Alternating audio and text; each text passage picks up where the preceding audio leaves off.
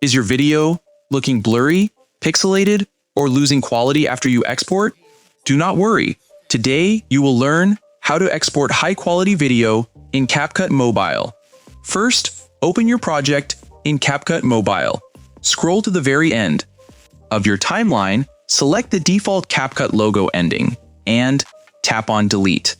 This ensures your video ends cleanly, without any app watermark. Next, look at the top right corner, the resolution drop-down menu. Drag the resolution slider to 1080p for crisp quality, or move it to 2K 4K if you filmed in high resolution. Now, adjust your frame rate. Set it to 30 frames per second for standard videos, or 60 frames per second for smooth motion shots. Below that, find code rate or bit rate. Drag the slider to high so CapCut does not compress your video details.